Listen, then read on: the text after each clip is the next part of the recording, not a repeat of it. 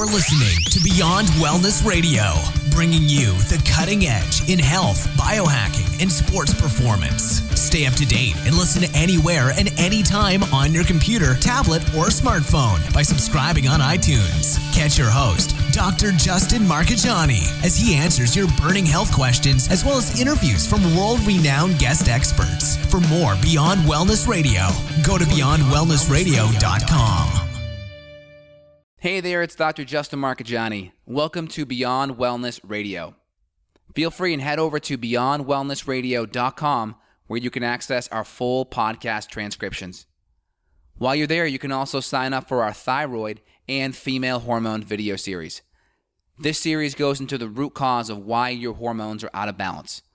While you're there, you can also schedule a functional medicine consult with Dr. Justin, myself, where we'll dig deeper into the root cause of your health challenges.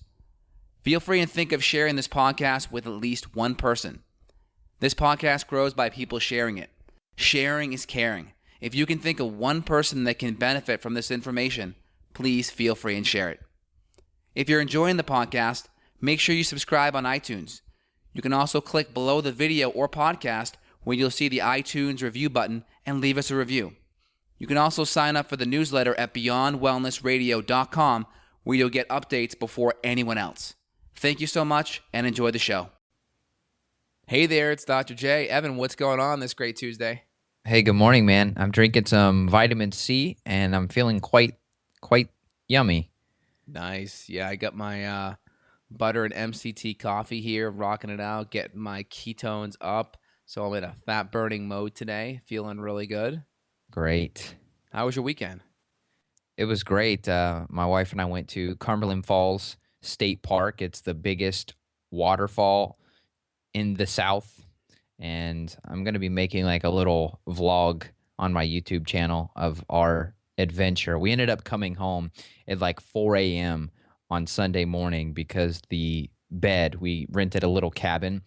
The mattress in this cabin was so freaking uncomfortable. And because of her pregnant belly, she's unable to get in a comfortable position as it is. And it had the worst, like 19,000 springs in it. That, oh my gosh. It killed our back. So we tossed and turned until 4 o'clock. And then I said, babe, we need to just get up and go home because it's a 3-hour drive, but we'll still get more sleep there than trying to lay and toss and turn here. So, but it was still fun. It did not hinder our ability to enjoy the rest of the time we had there. That's good. So you survived it. Very nice. Yeah. So I'm getting back in the gym again, just more frequently. I'm lifting heavy again, doing a lot more compound lifts like front squats and, deep deadlifts. So I'm feeling really just a good total body soreness, just a really good healthy soreness. So I like that feeling. I'm looking forward to bringing that back more frequently, kind of combining that in with some of the high intensity interval training and then some of the heavy lifting as well. That is a great feeling. Yeah, I'm going to be back into the gym today. I took probably a week or so off I pushed it a little too hard in that belly button pain where I thought I had a hernia, but it ended up being an abdominal wall tear. I felt something give, so I was like, I'm going to take a week off and up the collagen. So now I'm going to revisit it. And I think, too, once you get your infections fully eradicated, what's going to happen is you're not going to have that viscerosomatic reflex. Viscero meaning organ, somato meaning muscle. So when you have inflammation in the surrounding organs, they're on the same 2-lane sensory nerve highway as the muscles around there. So I think what's happened is the inflammation in those organs are refluxing to the sensory nerves that go to those surrounding muscles, probably L1 through maybe S1 regarding the spinal nerves, and they're probably shutting off some of those muscles for support. Okay. So I should be increasing my ability to lift and not feel pain. Absolutely. Yep. That's one of the big ones. We could do a whole podcast on that piece alone. Yeah, that'd be fun. I see a big connection between these organs and inflammation in the organs and the muscles being affected. And we all know this intuitively, right? Anyone that knows about like heart attack symptoms, we know it's that left arm pain, left jaw pain kind of thing, right? We see it with appendicitis in that lower right hip quadrant. We see it with gallbladders in the shoulder. We see it with every woman who has had PMS. For the most part, they can empathize with some lower back pain right in and around menstruation. Definitely. So it makes sense, right? Yeah, it does. Well, we talked before the show. we're really trying to connect the dots for our patients listening and people that are having health issues. So it's a practical show. And one of the things that we have talked about the last few weeks is we're seeing people that have normal adrenals but are coming back still a little bit tired throughout the day. And why is that? So we're going to help connect the dots with that. And we've done some other shows on this where we talked about the mitochondria and the thyroid, which are some of the major driving factors of why someone may be fatigued and tired even though their adrenals look good. So refer back to those shows for anyone that's listening for more in-depth info. But we're going to kind of connect the dots here just so we're putting everything in one place, because this is a common symptom that we've been seeing recently. Yep, definitely. Yeah, so we'll start the story, I suppose, with a patient story of mine. Maybe you have one as well.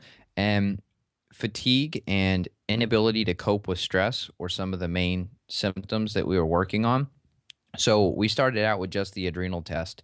Now, in a perfect world, you and I would have all of the testing done at the same time so we can get the full complete picture. But sometimes it just works out to where someone needs to proceed with just one test and we have to prioritize that. And that's what we did here is we ran the adrenal test and it showed up pretty normal. I would not consider it adrenal fatigue, maybe some dysfunction because his afternoon level was really low, but otherwise he was in range throughout the rest of the day and his DHEA level was really good.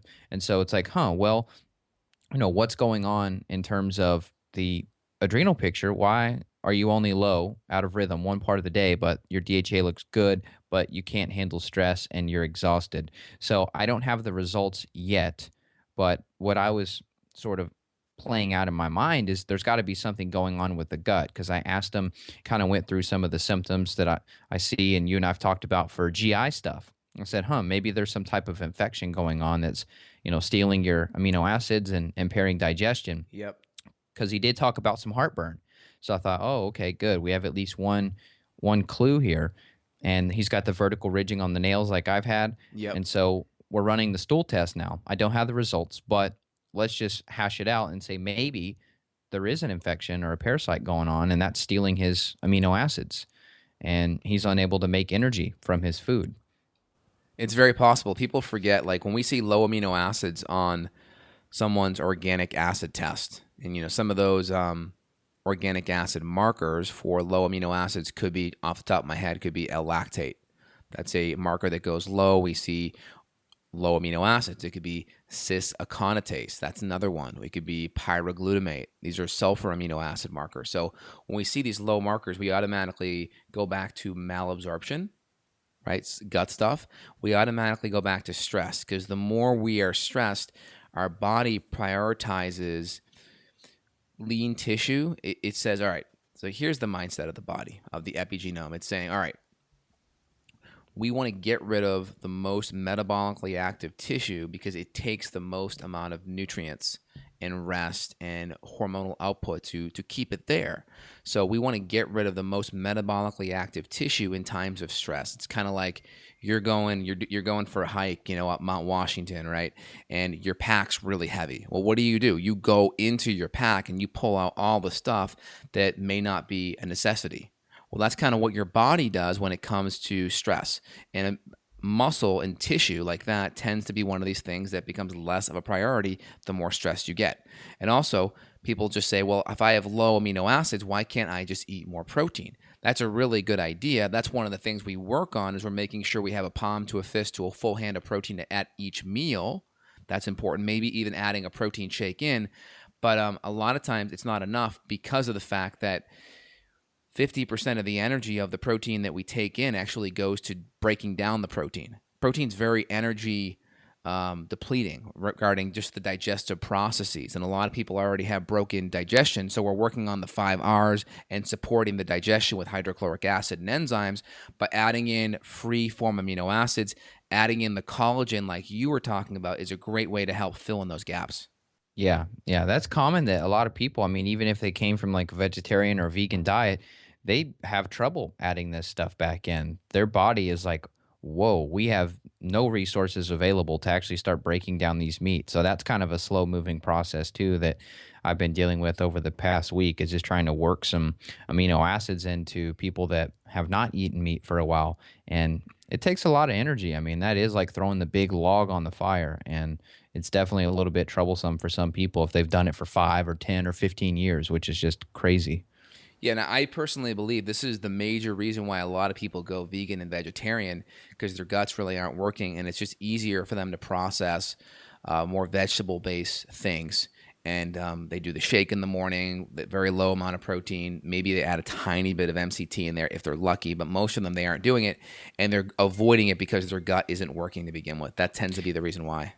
You know what would be amazing if we could do and get him on board with allowing us to run some testing on him would be Rich Roll. He's got a top ranked podcast as well, and he's got a book about being a vegan, and he promotes the vegan lifestyle. He's got a huge following with this ideology, but he's a skinny guy. So I guarantee if you and I reached out and we said, "Hey, Rich, let us run some GI testing on you," I wouldn't be surprised at all if something showed up in terms of some adrenal issues, maybe some gut issues, maybe infections. What do you think? Yeah, it's very possible. Now, a lot of vegans and vegetarians, they could still get away with it if they're using a ton of pea protein, or they're using a ton of free form amino acids, or if they're Yeah. using a ton of, it depends if they're allowed to do collagen or not. Sometimes in a powder form, they can kind of rationalize it to themselves, hemp protein, even rice protein. So if they're doing a lot of extra amino acid, let's say they're supplementing an extra 100 grams a day, well, that's a huge step in the right direction. So it's possible if they're using supplements to get that. The difference is, uh, as a meat eater, as someone who's omnivore, who eats both, we can get the extra amino acids from meat without all the extra carbohydrates. When you're vegetarian, if you forget using supplementation, if you're just relying off a whole food, it's really hard to get the protein in there unless you're doing soy, pure soy, which we know the detriments of that. We'll have to do a whole podcast on that and the phytoestrogen effect. But for the most part, you're going to be getting a whole bunch of carbohydrates with a little bit of protein. So the people that Yeah. tend to do good on vegetarian diets are the ectomorphs, because they can handle a lot more carbohydrate and it doesn't affect them. But the mesomorphs or even the endomorphs, right? So go back to our body typing podcast and videos for that info. They tend to be more insulin resistant, and those extra carbohydrates and even some of the lectins and the gut, the anti-nutrients in some of those beans and other proteins the vegetarians eat tend to create a lot of gut inflammation. Yep, definitely. So I guess let's zoom back into this issue here of why someone may have like a good adrenal result or decent. Maybe it's not stage 3 adrenal fatigue like most people are. What would you first clue into, maybe beyond the gut, that could be going on? Well, the first thing is we draw, like the first layer, I kind of draw a triangle, right? And in that triangle, when there's energy issues, we always look at the adrenals on the top. So kind of draw a triangle in your mind, put A on the top. That's adrenals. Now, at the foundation, let's say we have adrenal symptoms, but our adrenals look decent. So adrenal function is this nice cortisol rhythm, high to low cortisol rhythm, right? It's where cortisol's higher in the morning, which gives us energy, and it slopes down throughout the day. So if we have adequate cortisol levels, upper 20s to lower 30s, and we have a good rhythm, well, then the next piece is we look down at the bottom 2 points, which are going to be the thyroid and the mitochondria. And we kind of already touched upon the amino acids, because the amino acids are really important for the mitochondria. That's a really important piece. And when we see amino acid issues, we almost always see B vitamin issues, because B vitamins tend to get depleted when there's malabsorption in the gut. And then we also see other nutrients like CoQ10 and L-carnitine, and a lot of the Krebs cycle intermediaries like succinate, fumarate, and malate. We'll see those off on an organic acid test. And then if we go to the other side, that's the T side, that's the thyroid, we can see low thyroid function, whether it's primary hypothyroidism with elevations in TSH from the pituitary, or whether it's low T4, right? Your thyroid's not making enough active thyroid or inactive thyroid hormone, or it's a conversion issue where we're not converting T4 to T3. And that could happen from gut inflammation, autoimmunity, could happen from liver issues, and or just low nutrients like selenium, zinc, and vitamin A and copper, etc.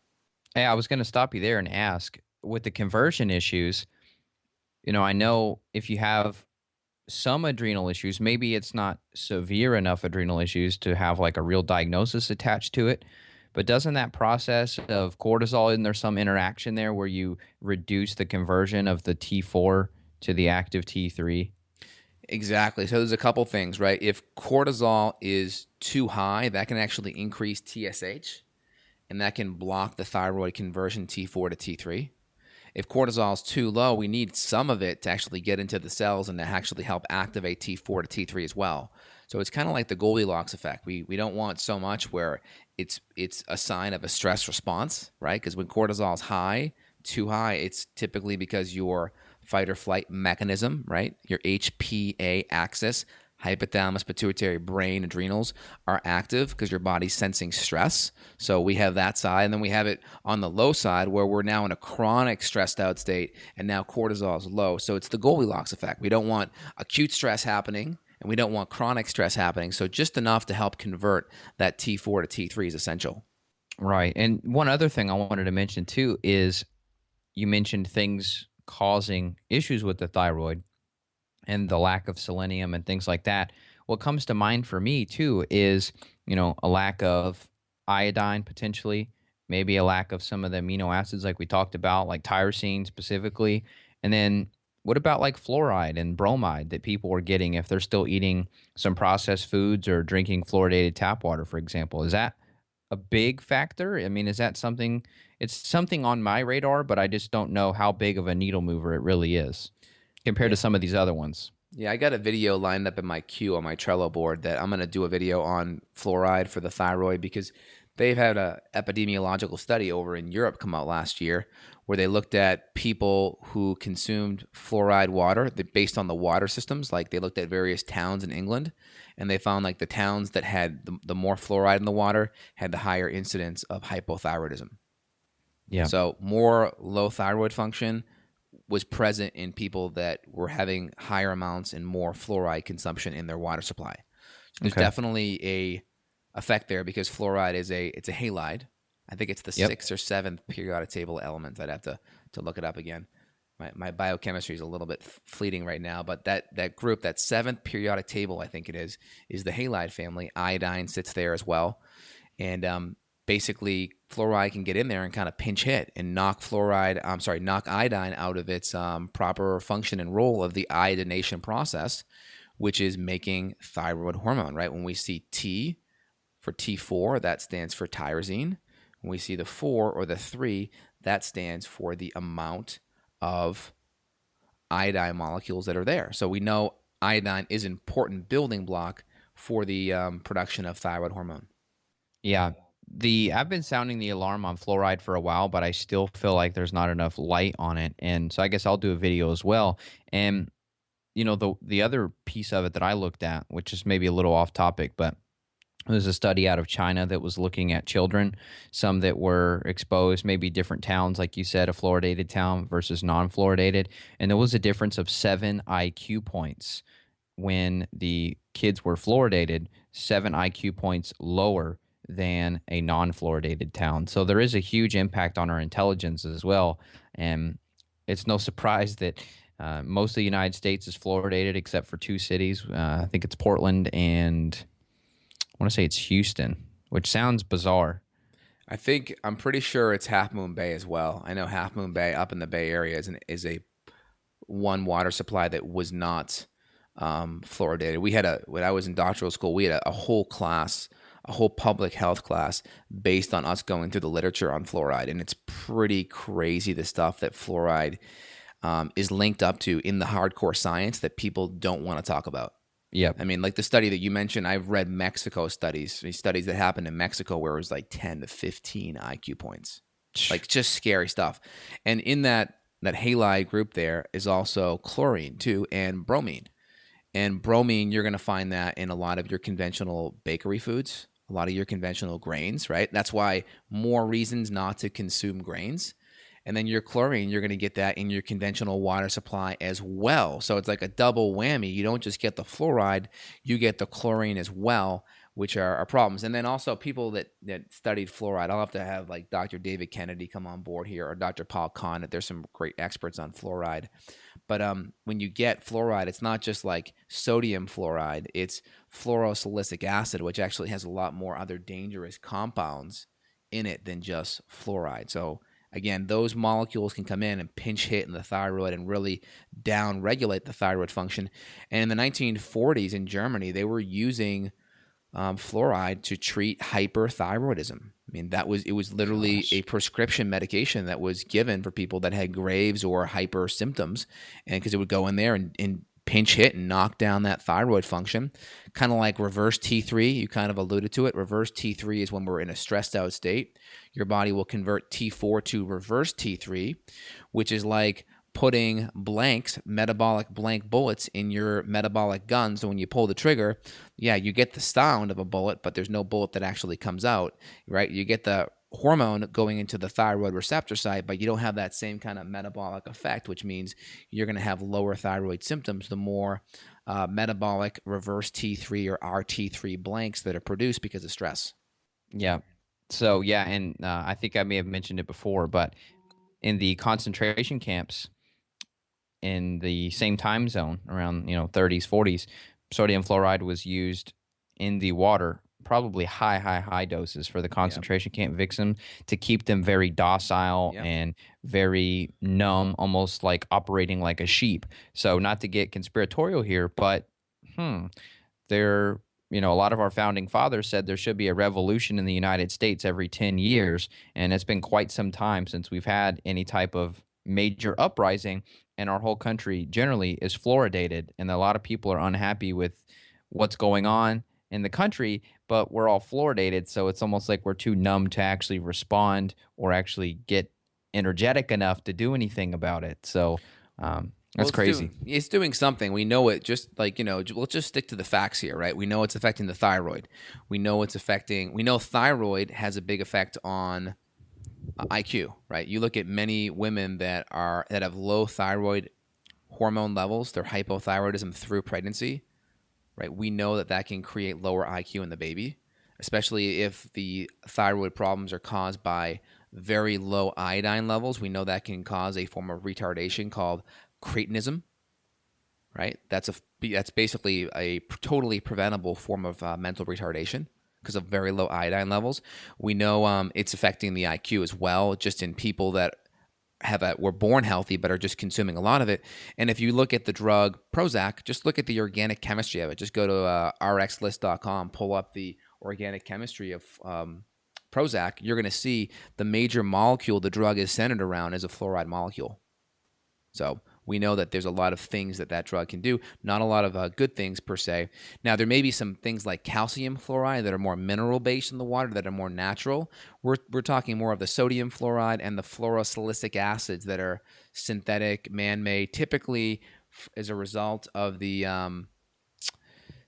fertilizer / bomb making industry. These are a lot of the byproducts of those industries, and a lot of this actually came about after World War II from all the excess bomb-making material that was basically from all the industry, right? A lot of our industry went to making weapons for World War II, and then all these residual things were left over afterwards, and this is what we're getting exposed to today. And some great books on this is like Christopher Bryson has a great book on fluoride. See fluoridealert.org. I think that's Paul Connett. He's a organic chemist over at St. Lawrence University. You Dr. David Kennedy, DDS, phenomenal guy, great stuff on fluoride as well. So lots of good information out there, and also lots of studies too. Just Google Harvard study and fluoride. You see fluoride will actually increase your risk of osteosarcoma, especially in boys. These are like bone and muscle tumors. So we know there's an increased risk for these compounds, and they can affect your thyroid, and they can create some of these energy issues that we're talking about outside of just adrenals. Yep, definitely. So long diversion, but that still ties into exactly what we were talking about, because we're not going to be able to see specifically, oh, are you getting fluoride exposure? So we're just going to have to kind of ask and pry you for this question. And so if you do have fatigue, if you do have hypothyroid symptoms, this is something to really look at and make sure that you are being more diligent about filtering your water. I know, Justin, you have a whole house system and your water tastes really good. I've got to taste your water, and I'm typically going to be doing some type of spring water, which does have some natural fluoride, but like you mentioned, it's not the same. Not the same So, thing. yeah. So really, getting a good grip on your water. If that's the only takeaway that you get from this podcast today, then that's fine, because this is a factor that is still overlooked. And I can't tell you the amount of people that I still see drinking tap water. One of my wife's friends, when we were down in Austin, I got on this whole subject with her and was talking about the science and all of that. And she goes, Evan, I'm not scared. And she goes over to the sink and pours a big glass of tap water and just starts drinking it. And I'm just like, you're not hurting my feelings by doing that. I'm just trying to help you, you know? And so a lot of people are still, they think this is like a tinfoil hat subject for some reason. I mean, this isn't even that controversial. Just go to the CDC's website and just look at, just Google fluoride in cavities. The CDC has admitted that I think children between 13 or 10 and 14 or 10 and 16, the major cause of cavities in that age group is actually, it's called dental fluorosis, meaning excess fluoride in the drinking water. That's like the major cause of cavities in these younger age children. It's like, my gosh, I mean, I have conversations with dentists and they aren't even aware of this stuff, but it's like the CDC's like, it's admitted it, it's out there. I mean, you can just Google these things, just type in CDC, dental fluorosis, major cause of cavities. And you'll get a whole bunch of studies coming up, and you'll get the CDC even saying it. So we know it's out there. It's real. Just, things don't get talked about because there are financial interest out there that, benefit by having that there. So we just want to empower people, be aware of it, do your own research, right? That old Reagan quote, trust but verify. So go do some Google work, pull up some of these studies on Google Scholar or PubMed, and do your homework on it. But forget fluoride, right? We know that there's a lot of other crud and crap in the drinking water. Pharmaceutical drugs are getting in the water because we don't have means of filtering these things out. So people throw the drugs in there down the toilet, or emptying them out. Or we have pesticide and chemical residue that goes into the drinking water supply as well. So everyone in their home should have a water filtration system. I have two. I have a whole house water filter, as well as a countertop filter that's reverse osmosis based, that filters out everything and then infuses some minerals back in as well. Yep, that's great. So any additional comments on the mitochondria part or the thyroid part, Evan? It's something to factor in for sure. If you're struggling with your program and that hasn't been addressed, it's something that you definitely want to take into consideration. The mitochondrial support, we talk about the adaptogens a lot. That's something that I like. I like some of the ribose and some of the PQQ and the other super mitochondrial boosters. It may not be necessary for you. If you look and you get the organics run, if you haven't had it run, by one of us, that's something that you can have done. A lot of times we'll see some mitochondrial issues on there, and then we'll know, okay, you do need some good mitochondrial support, and then we bring it in, and then the lights come back on and people feel amazing. So it's always fun to really help people feel better. I think that's the funnest part about my job, is when you jump on the phone with somebody and we're like checking in, how you feeling? And the energy's tripled. It's like, that is so priceless. And it cost maybe $30 for a bottle of supplements that we just needed to prove that they needed. And they feel better. So I'm just a huge proponent of what we do. Yeah. And then again, right, the reason why we need these things are either because, one, we're burning the candle at both ends and we're burning through these nutrients faster, and or we've had a poor diet in the past, so we have to make up for that, and or because we've had malabsorption because of infection. So, we're changing the diet, we're getting to the root cause, we're fixing the underlying lifestyle and dietary stressors, and then also making sure our body is detoxifying, right? Toxins rev up our need for antioxidants and B vitamins and all these minerals that you're talking about too. So toxicity from the water, toxicity from the air, poor food, all of these things are going to deplete you as well. Yep, definitely. Well, any additional take-homes here, Evan? Not for today. I think we probably have to break this up into more podcasts. I know you and I both got to go to a call, but also there's a lot of info just in here, and we could kind of navigate the river and go down some more smaller diversion topics that we can break down further. But there's always next time. So I think the bullet point take homes from today's call is get your adrenals tested. Number one. Get on an adrenal program that includes diet, lifestyle, and supplement changes.